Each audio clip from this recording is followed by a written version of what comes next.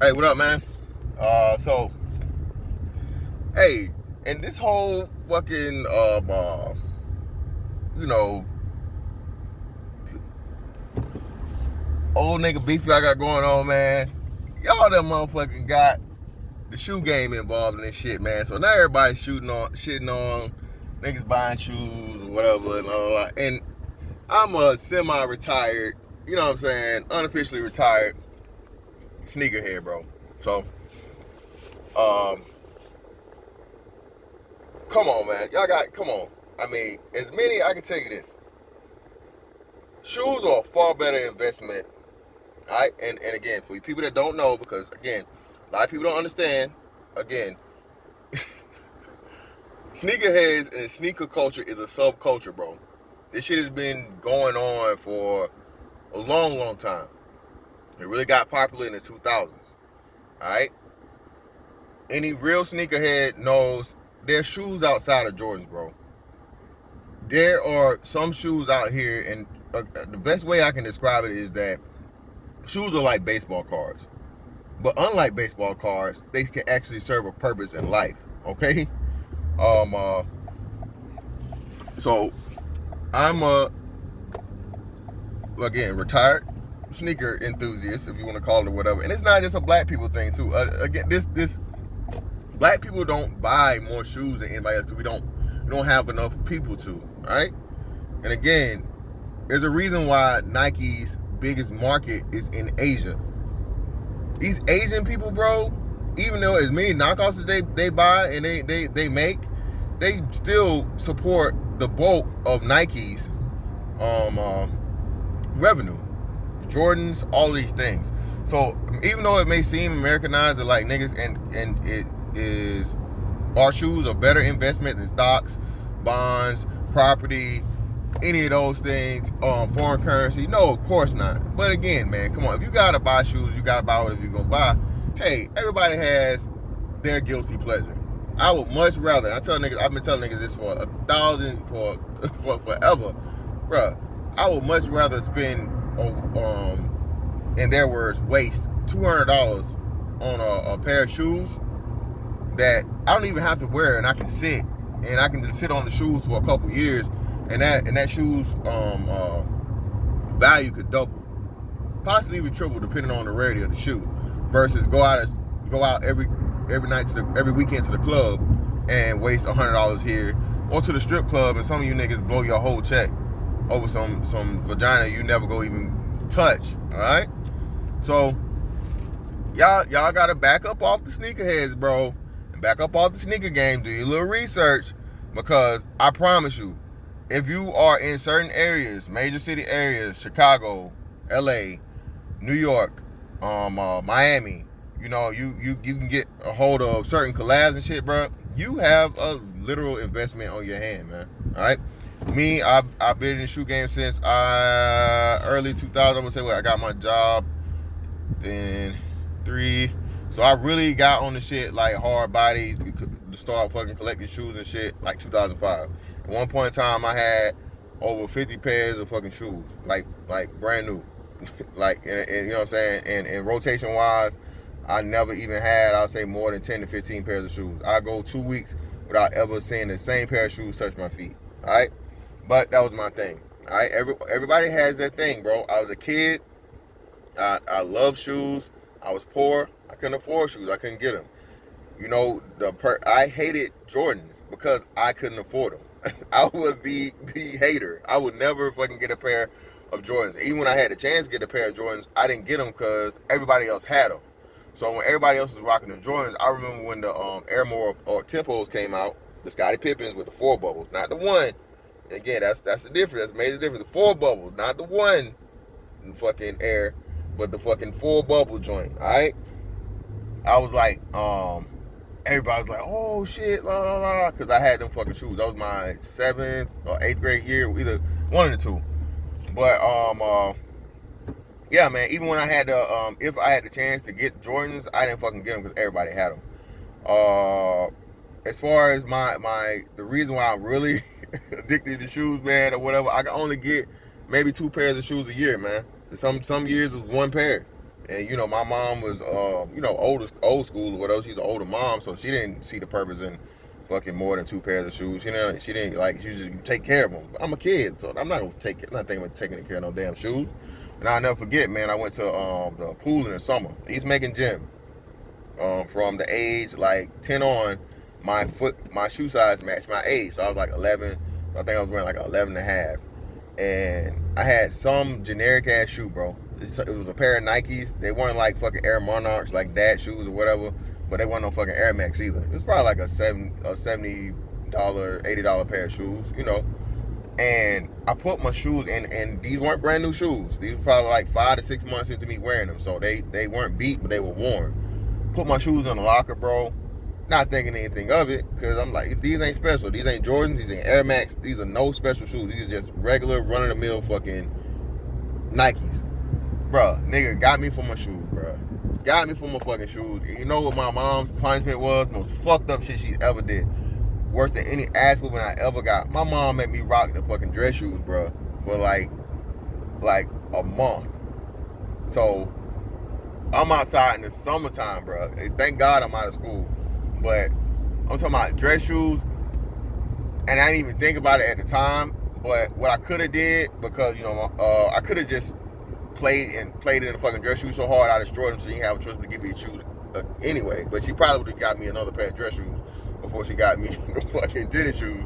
But for like a month and a half, 2 months, bro, almost like an entire summer, my mom made me fucking rock the fucking dress shoes, bro. I'll tell you, I would be outside, running hard as fuck. After the first 2 days or whatever, that shit is embarrassing. It's embarrassing. After that, I don't give a fuck. Like, niggas ask the question, hey man, somebody stole my shoes. My mom said she ain't buy me no more. Here's what it is. I don't give a fuck. I got joking, and then I just played as a kid, man. But yeah. So when I got as an adult, bro, one of my things that I made sure I was gonna fucking have was fucking shoes. And again, like I said, I'm OG in this fucking sneaker shit, bro. Like the sneaker game did not really pop off until mainstream until the fucking Galaxy Foam release. I forget what year it was, but the Galaxy Foam release, Galaxy Foamposite for the All-Star game, that ruined everything, bro. Somebody offered a car, and it was a raggedy ass fucking little bullshit ass car, but it's certain things that happen, and it clicks in people's minds like, damn, it must be something to this if a motherfucker or offer a car, you know what I'm saying, for a pair of shoes. Alright? So after the fucking Galaxy Foam release, people started seeing the fucking how serious like sneakerheads were. Bro, I remember campouts and all this shit, bro. I used to do all of that shit. It used to be me. The same nigga y'all talking about, oh, you standing online to get some shoes. Yes, nigga, I'm standing online to get a pair of shoes because it's only a limited number of pair of shoes. Everybody's not gonna have them. I remember when the Jordan pack came out, the Jordan Levi pack came out. Bro, anything in the 2000s that was hot, I pretty much had it. What really fucked me up though and pissed me off was I was a Kobe fan as a kid, and I could never get the fucking Kobe's because the exclusive Kobe's only came out in LA and like New York, bro. So if you weren't there, you had to have some serious connects or some long bread and willing to fucking spend that bread to get the shoes. And unfortunately, I didn't have either of the two. So as far as heat goes, my heat was like mid-level. I didn't have anything super rare or exclusive for the most part. But most of the shit that was like mid-level rarity, I could get a hold to it, and I could cop. The best fucking sneaker investment I ever made, probably up to this point, or that I got a kickback from, because I'm not a real reseller. If I've resold, I only sold like maybe I'll say, $20-$30 over the fucking, I'll say not too much over retail. I did more trading than I did actually selling, especially for Jordans and shit. But on Soul Collector, bro, yeah, first Kobe fan, that was me. Yeah, nigga, I was arguing on that too, mostly about sports, more so than anything. I was there more for the fucking arguing in the sports section than the shoes. But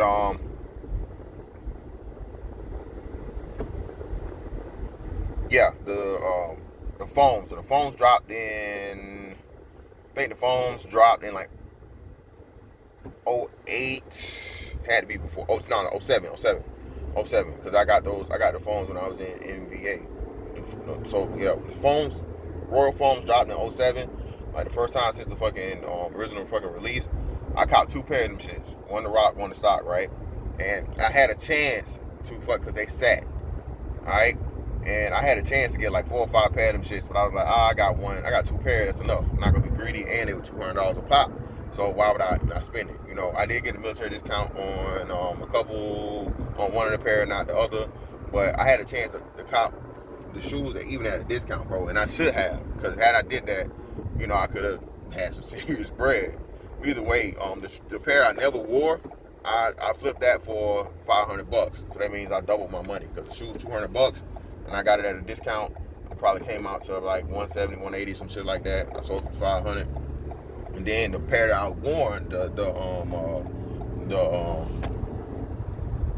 VNDS pair, you know, very near dead stock for you old niggas talking about shoes on here.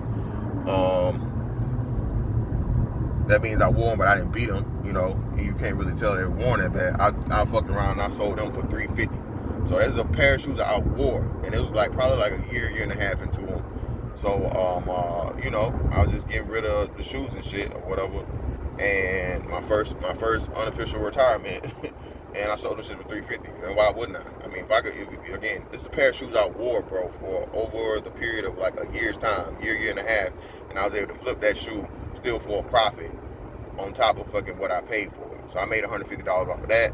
I made at least, I want to say, $250, if not $300 off of the it was definitely at least $300. Like I said, I got them at a discount. $300 off the pair I never wore.